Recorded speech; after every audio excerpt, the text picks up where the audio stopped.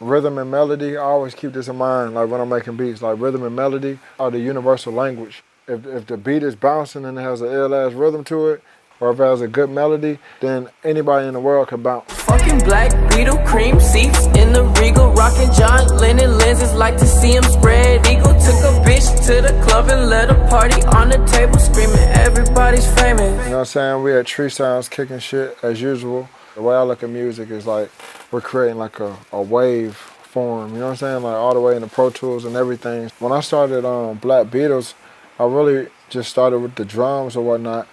So first I would add a clap, and then 808.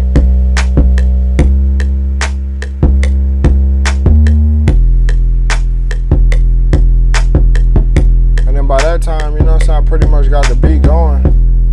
So I take the metronome off, so then it's just all natural drums and there's no more click track.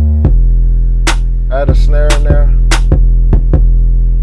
and then like I feel like the hi-hats like add the character to it. You know what I'm saying? Bring the bounce into it.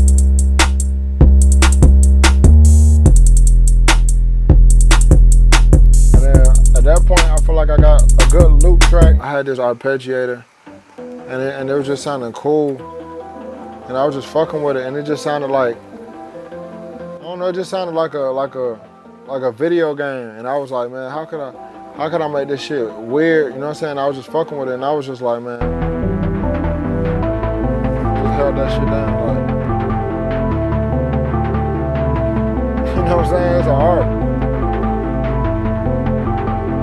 And it's back to that melody and rhythm, you know what I'm saying? Goes a long way. So it's like the drums were already rocking. I just laid this arp on it, and then with the piano, I just went along with it. You know what I'm saying? With the beat, I heard this melody.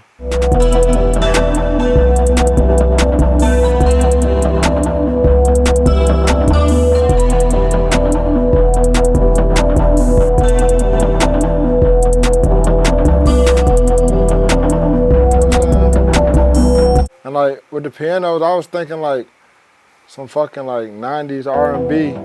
You know what I'm saying? Like that's why I wanted like the beat to sound like that. You know what I'm saying? Like, cause I felt like the vibe of the arpeggiator and the vibe of the piano, it was just like two different vibes. You know what I'm saying? I sent it to Sway Lee, and I was like, man, it's an idea. You know what I'm saying? I came up with the other day, like, you know what I'm saying? Cause I knew we were close to wrapping up the album. So like, see if you fuck with it. And then he did Black Beatles immediately and sent it back and was like, yo, tell me what you think about this, you know what I'm saying, this hook I just laid on it. That girl is a real crowd, please. Small world, all her friends know of me. Young bull living like an old geese. Quick release the cash, watch it fall slowly. I'm like, yo, this shit hard. And at the time I was over at Gucci's house. So I was like, I'm like, Gucci, man, you know we gotta have you on Shrimp Life too. It was crazy because the first interview ever with Ray Shrimmer on DJ Drama Station, Gucci had called me from prison, and he was just like, man, yo, that group Ray Shrimmer, man, they're gonna be big, bro. They're gonna be big. Like the first interview ever, like way back a couple years ago, he was like, man, I want to do a song with them. Of course, they always looked up to Gucci and respected his music, you know what I'm saying? It was just like the perfect matchup. It was perfect timing. We were just wrapping up the album.